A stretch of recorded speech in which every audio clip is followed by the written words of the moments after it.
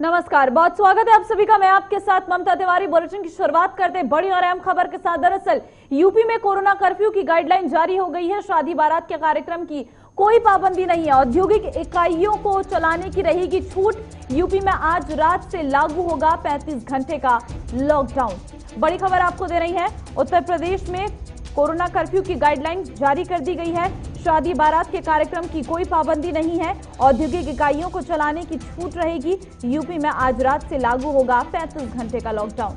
तो आज रात से लागू हो जाएगा 35 घंटे का लॉकडाउन। आपको बता दें, रात से शुरू होकर सोमवार सुबह तक ये लॉकडाउन रहेगा और इस दौरान शादी बारात के कार्यक्रम की कोई पाबंदी इसमें नहीं है। फिलहाल औद्योगिक इकाइयों को चलाने की छूट भी रहेगी। कोरोना के चलते तमाम राज्य अलग अलग गाइडलाइंस जारी कर रही हैं, जहां दिल्ली में वीकेंड कर्फ्यू के साथ नाइट कर्फ्यूज लगाए गए हैं। ब्यूरो चीफ राजवीर सिंह इस वक्त हमारे साथ जुड़ चुके हैं। राजवीर, यूपी में कोरोना कर्फ्यू की गाइडलाइन जारी हुई है, क्या कुछ इस गाइडलाइन में है? बिल्कुल, देखिए ममता, जो नई गाइडलाइन जारी हुई है ये अपने आप में बेहद महत्वपूर्ण है, क्योंकि इसको लेकर लोगों में बड़ा कंफ्यूजन था कि जो संडे की बंदी का, संडे के लॉकडाउन का जो सरकार ने ऐलान किया था उसमें क्या कुछ होगा। लोग काफी कंफ्यूज थे, लेकिन सरकार ने अब पूरी तरह से इसको नोटिफाई कर दिया है कि जो भी कारखाने, फैक्ट्री है, उनको छूट दी जाएगी कि श्रमिकों के आने जाने पर किसी भी तरह की रोक नहीं होगी, पाबंदी नहीं होगी। और दूसरी जो सबसे बड़ी बात होनी थी शादियों को लेकर, क्योंकि शादियों को लेकर बहुत सारी शादियां ऐसी होनी है जिसको लेकर तमाम जो व्यक्ति हैं उनके मन में ये था कि लॉकडाउन हो रहा है तो आखिर क्या होगा। पहले तो 100 लोगों की छूट दी गई थी, लेकिन अब छूट है या नहीं है, इस तरह की बातें उनके मन में थी। तो ये भी सरकार ने आज मुख्यमंत्री की तरफ से जो नोटिफिकेशन आया है उसमें साफ हो गया है कि जो शादियां हैं उसमें अगर बैंक्वेट हॉल है बंद है तो 50 व्यक्ति उस शादी में शामिल हो सकते हैं, और अगर शादी खुले में हो रही है तो वहां पर 100 व्यक्तियों के साथ वैवाहिक समारोहों में छूट मिलेगी। साथ ही साथ परीक्षाओं को लेकर भी, जैसे एनडीए या एनडीए की परीक्षाएं थी तो उसमें भी जो परीक्षार्थी हैं अगर वो आईडी कार्ड लेकर परीक्षा देने जाते हैं तो उनको पूरी छूट मिलेगी। साथ ही साथ सार्वजनिक परिवहन को, विशेष रूप से राज्य परिवहन बसों को 50% क्षमता के साथ बस चलाने की अनुमति प्रदेश सरकार ने दी है। दाह संस्कार या अंतिम संस्कार के लिए 20 से अधिक व्यक्तियों को की अनुमति मिली है। तो ये सब छूट जो है वो लॉकडाउन के दौरान होगी। ममता, सरकार ने ये फैसला तमाम जो सवाल थे उनको देखते हुए लिया है। हालांकि कोविड को देखते हुए आप समझ सकते हैं कि स्थिति कितनी भयावह है, और जो संडे का लॉकडाउन था, संडे के लॉकडाउन के दौरान ये छूट सरकार की तरफ से दी गई है। ममता, राजवीर, अगर बात करें उत्तर प्रदेश में कोरोना के आंकड़ों की, तो क्या देखने को मिला है? देखिए, कोरोना के आंकड़े दिन प्रतिदिन बढ़ते जा रहे हैं। तकरीबन 25,000 से भी ज्यादा का पर डे का आंकड़ा एक क्रॉस हो चुका है। तो इससे आप अंदाजा लगाइए ममता की कितनी स्थिति भयावह होगी। सिर्फ लखनऊ में पिछले 24 घंटे में तकरीबन 6,000 से भी ज्यादा जो संक्रमित मरीज हैं उनकी पुष्टि हुई है, उनकी रिपोर्ट पॉजिटिव पाई गई है।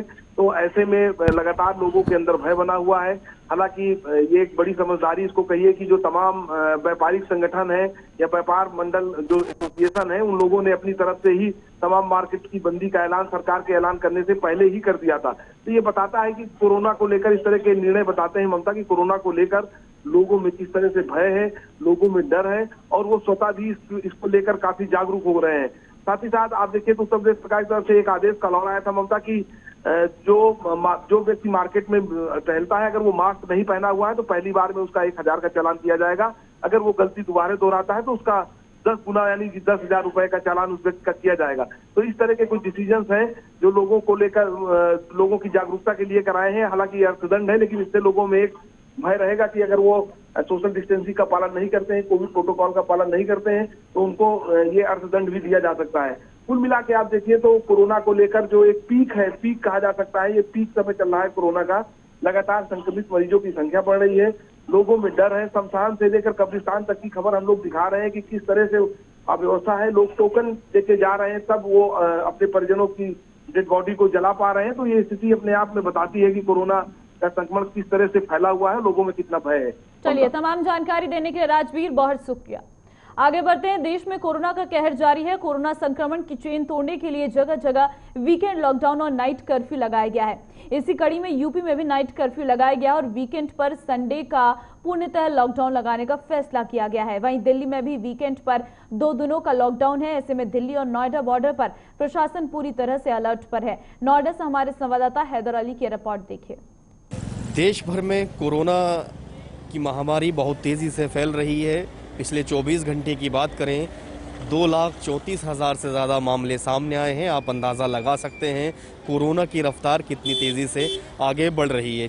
इसी कड़ी में तमाम राज्य वीकेंड कर्फ्यू, नाइट कर्फ्यू लगा चुके हैं। हम दिल्ली और यूपी को कनेक्ट करने वाला बॉर्डर डीएनडी पर मौजूद हैं, जहां एक तरफ दिल्ली के अंदर वीकेंड कर्फ्यू लागू है, वहीं यूपी के अंदर नाइट कर्फ्यू चल रहा है। तस्वीरें आप देख सकते हैं। यहाँ ये वो सड़क है जो दिल्ली और नोएडा को कनेक्ट करती है, डीएनडी। आप तस्वीरें देखें, जो भी नोएडा से दिल्ली में दाखिल हो रहे हैं उनकी बाकायदा यहाँ पूछताछ की जा रही है। उनके पास हैं या नहीं है वो चेक किया जा रहा है। इसके अलावा या ऑफिस जा रहे हैं तो उनके ऑफिस का आई कार्ड चेक किया जा रहा है। उसमें ज़्यादातर वो लोग हैं जो एसेंशियल कम्युनिटीज़ से जुड़े लोग हैं, यानी कि ज़रूरी सेवाओं से जुड़े लोग हैं। उसमें अब अधिकारी हो सकते हैं, गवर्नमेंट के एम्प्लॉयज़ हो सकते हैं, मेडिकल स्टाफ हो सकता है, राशन पानी, ये तमाम लोग जिनको इस वीकेंड कर्फ्यू में छूट दी गई है। क्योंकि दिल्ली के अंदर पिछले 24 घंटे में 19,000 से ज़्यादा मामले आए हैं। दिल्ली की हालत बहुत ज़्यादा खस्ता है, लगातार कोरोना बढ़ रहा है, तो उसी के मद्देनज़र वीकेंड कर्फ्यू कहें या लॉकडाउन लागू है। और ये तस्वीरें हैं, ये तस्वीरें बयां करती हैं। आप देखें कि जो लोग यहाँ से गुजर कर, यानी कि उत्तर प्रदेश नोएडा से गुजर कर दिल्ली की तरफ जा रहे हैं, उनकी बाकायदा यहाँ बॉर्डर्स पर चेकिंग हो रही है, पूछताछ हो रही है। हालांकि उत्तर प्रदेश के अंदर भी कल लॉकडाउन रहेगा, लेकिन आज वहाँ चूँकि लॉकडाउन नहीं है, इसलिए आज कोई पाबंदी नहीं है। उत्तर प्रदेश के जो पुलिस प्रशासन है वहाँ मौजूद नहीं है। लेकिन चूँकि दिल्ली में वीकेंड कर्फ्यू है तो दिल्ली का जो पुलिसकर्मी है वो बाकायदा पूछ रहे हैं, और जो ज़रूरी सेवा से जुड़े लोग नहीं हैं उनको रोका भी जा रहा है और दिल्ली में दाखिल नहीं होने दिया जा रहा है। दरअसल ये सब इसलिए किया जा रहा है क्योंकि आप देखें कि लगभग देश के 12 से 13 राज्य ऐसे हैं जो बुरी तरह कोरोना की चपेट में है। उन्हीं में से देश की राजधानी दिल्ली है, जो महाराष्ट्र के बाद एपिक सेंटर यहाँ बनती जा रही है। हर रोज़ मौतों का आंकड़ा बढ़ रहा है, हर रोज़ एक्टिव केसों की संख्या बढ़ती जा रही है, जो ठीक होने का रेशियो है वो नीचे आता जा रहा है। इसी के मद्देनज़र सीएम अरविंद केजरीवाल ने ये फैसला लिया है। केजरीवाल ने फिर मीटिंग कर रहे हैं और उसमें लगातार रिव्यू मीटिंग चल रही है। कोशिश की जा रही है कि जो मरीज जिस तरह से कोरोना फैल रहा है उस पर ब्रेक कैसे लगाया जाए, कोरोना की चैन को कैसे तोड़ा जाए, क्योंकि अगर लोगों की जान बचानी है तो एहतियात ज़रूरी है। हालांकि हम लोगों से भी यही अपील करेंगे, घर में रहें, सुरक्षित रहें, सड़कों पर ना निकलें, बेवजह मास्क लगाएं, क्योंकि अगर जान है तो जहान है, पीएम ने कहा था। तो इस पर ज़रूरी है कि आप सावधानी बरतें। सरकार अपने तौर तरीक़ों से कदम उठा रही है जो भी कर सकती है, लेकिन आप लोग की जिम्मेदारी है घर में रहें। Haider Ali, J24/7 news, Delhi. चलिए आगे बढ़ते हैं। यूपी में कोरोना का कहर लगातार जारी है। कोविड की चैन तोड़ने के लिए सरकार सख्ती बरत रही है। बिना मास्क लगाए बाहर घूम रहे लोगों पर 1,000 का जुर्माना और दोबारा पकड़े जाने पर 10,000 का जुर्माना लगाने के निर्देश दिए हैं। ऐसे में प्रशासन मास्क नहीं लगाने वालों के खिलाफ सख्त हो गया है। इस बीच अमेठी प्रशासन का एक वीडियो वायरल हो रहा है, जहां पुलिस बिना मास्क के दर्जनों लोगों को कान पकड़कर उठक बैठक करवा रही है। अमेठी पुलिस का ये वीडियो सोशल मीडिया पर खूब वायरल हो रहा है।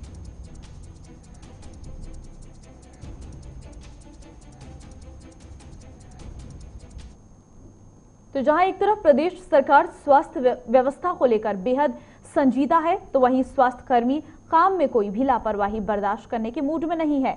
वहीं दूसरी तरफ बस्ती जनपद के हरैया नगर पंचायत में 40 करोड़ रुपए की लागत से निर्मित 100 सैया महिला अस्पताल 5 वर्षों के बाद आज भी अधूरा पड़ा हुआ है और अस्पताल में अभी तक चिकित्सकों की नियुक्ति नहीं हो पाई है। पूर्वांचल में महिलाओं के बेहतर इलाज के लिए वरदान साबित होने वाला यह अस्पताल 2015-16 में शुरू तो हो गया, लेकिन कार्यदायी संस्था CNDS ने 5 साल पूरे होने के बाद भी अभी तक इस अस्पताल का निर्माण कार्य पूरा नहीं कर पाई।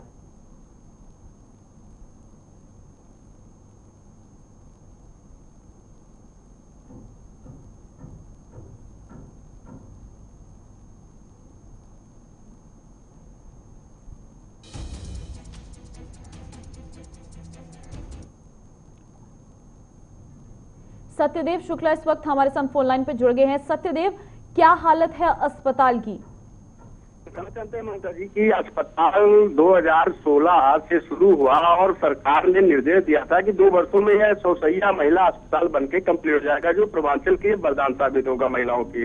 लेकिन सीएमडीएस कंपनी कार्यदायी जो संस्था है उसकी कहीं न कहीं बहुत बड़ी कमी देखी जा सकती है कि पैसा आवंटित होने के बाद भी आज तक उसका अस्पताल भवन का निर्माण नहीं हो पाया, जबकि बार बार प्रमुख सचिव और डीएम और मौके पे और अन्य अधिकारियों का दौरा होता है। हर बार सीडीएस कंपनी 15 दिन और 10 दिन का बहाना करके अस्पताल को पूरा करने का वादा करती है, लेकिन मौके पे अस्पताल में न बिजली की कोई व्यवस्था है, न पानी की कोई व्यवस्था है, न नीचे ग्राउंड फ्लोर अभी तक बन पाया है। और जब जिलाधिकारी सौम्या अग्रवाल ने कल निरीक्षण किया तब भी आकर के सीएमडीएस कंपनी के जो ठेकेदार है उन्होंने 15 दिन का समय मांगा। अब देखना है कि 15 दिन के जो समय सीएमडीएस कंपनी की संस्था ने मांगी है कि आपको कंप्लीट करके दे पाती, जबकि जिलाधिकारी सौम्या अग्रवाल ने कहा है कि यह अस्पताल अगर कंप्लीट हो जाता है तो कोरोना प्रोटोकॉल में हमें इस अस्पताल से अन्य लोगों को बेहतर सुविधा स्वास्थ्य की दी जा सकती है। चलिए, तमाम जानकारी देने के लिए बहुत शुक्रिया। फिलहाल आगे बढ़ते हैं। कौशाम्बी में सिराथू कस्बे के निर्माणाधीन ओवरब्रिज से लोहे का पुल गिरने से एक वृद्ध की मौत हो गई। घटना के बाद लोगों की भारी भीड़ मौके पर जुट गई। स्थानीय लोगों ने सेतु निगम के कर्मचारियों पर लापरवाही का आरोप लगाया है। स्थानीय लोगों की माने तो काम शुरू करने से पहले कर्मचारियों ने दोनों तरफ रास्ते को ब्लॉक नहीं किया था। घटना की जानकारी मिलते ही सैनी कोतवाली मौके पर पहुंचे और शव को कब्जे में लेकर पोस्टमार्टम के लिए भेज दिया। उधर वृद्ध की मौत की खबर परिजनों को हुई तो कोहराम मच गया। आज सुबह रेलवे क्रॉसिंग के बगल वाले स्पैन पे और हमारे स्टेजिंग खोलने का कार्य चल रहा था और हम लोग पूरे अपने स्पैन को दोनों तरफ से बैरिकेडिंग किए हुए थे। एक तरफ से तो हमारे पूरे रेलवे के गर्डर रखे हुए थे, दूसरी तरफ से हमारी पूरी बैरिकेडिंग थी और हमारे 3-4 आदमी लगे हुए थे इन्हीं ट्रैफिक को मतलब हटाने के लिए, रोकने के लिए, और उसी में स्टेजिंग का खोलने का कार्य चल रहा था और अब ज़बरदस्ती एक आदमी उसे बीच में नहीं घुस आया जो, और उधर से जो ही हाइड्रा से खोल के इधर आए और वो आदमी ज़बरदस्ती घुस आया और थोड़ा मतलब हमारे बीटी कॉलम से टकरा गया वो, तो इस कारण से उन्हें चोट हो गई। बहराइच के पयागपुर क्षेत्र में चुनावी रंजिश में अकरौरा गांव के पूर्व प्रधान के बेटे की हत्या कर दी गई और शव को नहर के किनारे झाड़ी में फेंक दिया गया। युवक के मुंह में कपड़ा भर दिया गया था और दोनों हाथ बंधे हुए थे।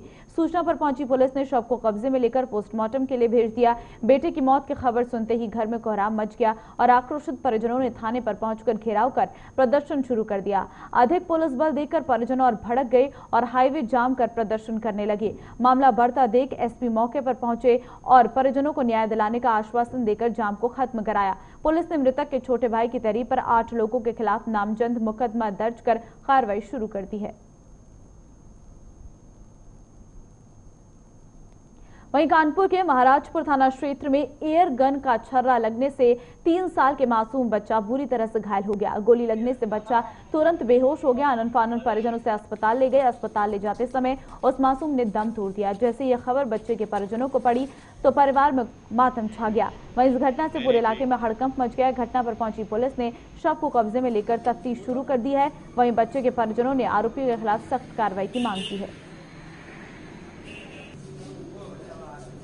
खेल के मामले में ऐसी घटना खारिज और जो भी स्थिति होगी उसमें सत्यता के आधार पर कार्रवाई की। क्या अभी तक कोई गिरफ्तारी हुई है? नहीं, गिरफ्तारी आज की बात तो अभियोग पंजीकृत किया जा रहा है, ऐसी अभी कोई गिरफ्तारी आज की बात नहीं। अभी तो उनके पीड़ित ये बता रहे हैं कि बच्चे के चाचा जी गिरफ्तारी हुई। इस बारे में अभी लाना ले जाना वो बात अलग है। अभी तो सब उसका पोस्टमार्टम में शव भेजा जा रहा है और उस पर वैधानिक कार्रवाई कराई। सर, ये घटना 5 बजे की है। पुलिस प्रशासन अभी इतने टाइम लेट? पुलिस प्रशासन को जैसे ही सूचना मिली है वैसे मौके पर ऐसे गए हैं और सारी कार्रवाई उन्होंने कराई।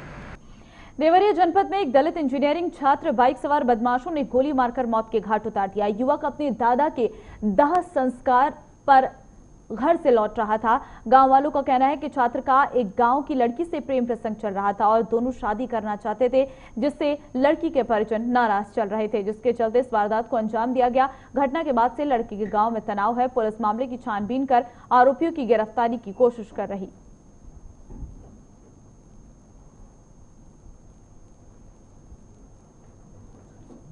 मृतक नवयुवक थे।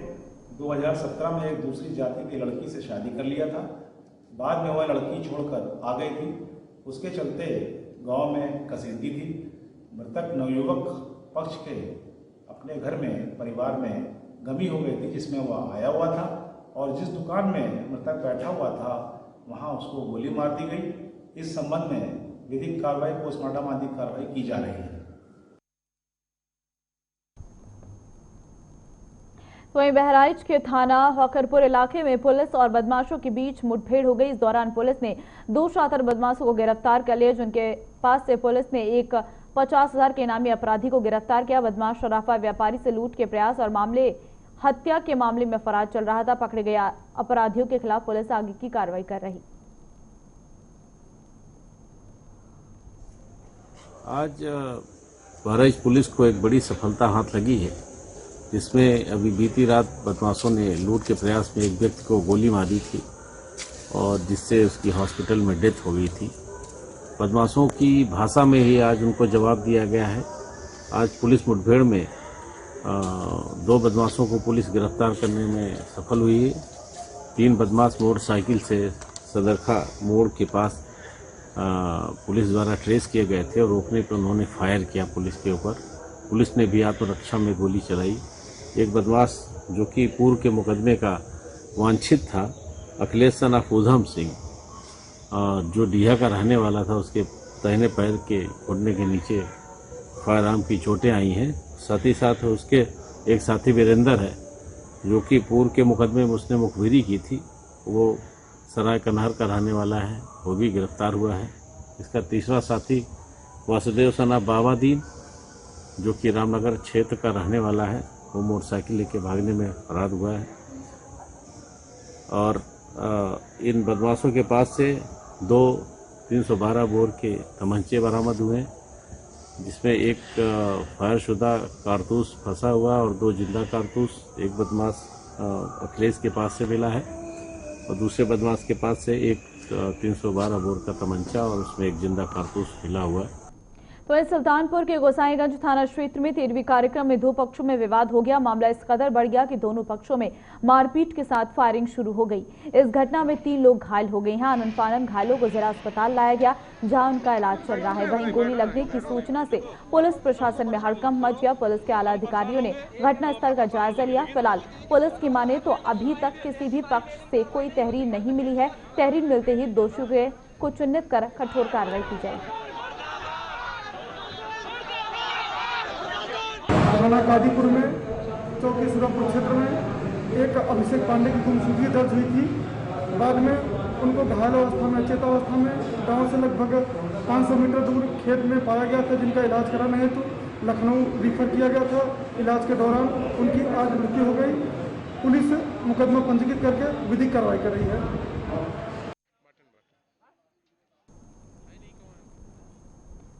तो वहीं यूपी में कोरोना महामारी के बीच पंचायत चुनाव हो रहा है। कोरोना को ध्यान में रखते हुए कुशीनगर प्रशासन भी मुस्तैद है। पंचायत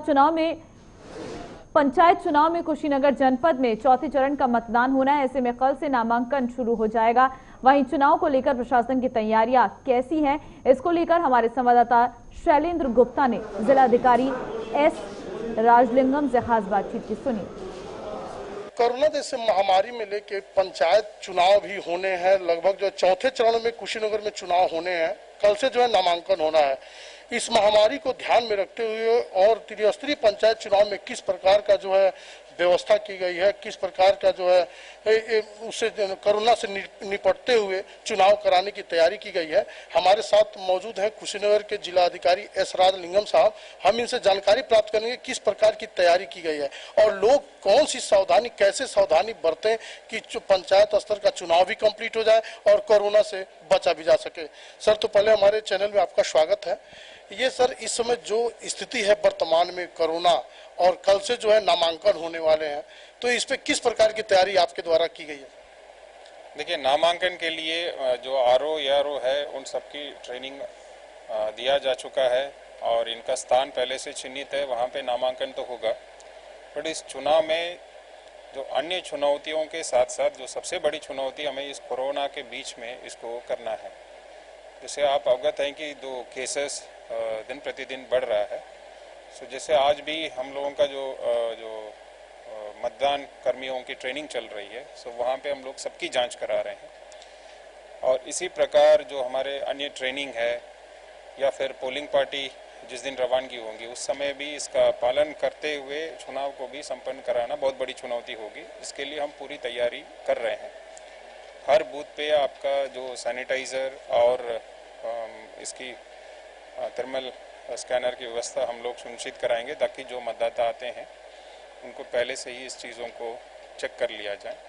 इसके अलावा जो कानून व्यवस्था की दृष्टि से हमारी तैयारी पूरी है। जो संवेदनशील अति संवेदनशील बूथ का चिन्हीकरण हो गया है, वहाँ की जो लोग हैं जो इसके लिए जिसके कारण शांति व्यवस्था भंग हो सकते हैं उनके खिलाफ कार्रवाई भी निरोधात्मक कार्रवाई भी कर ली गई है।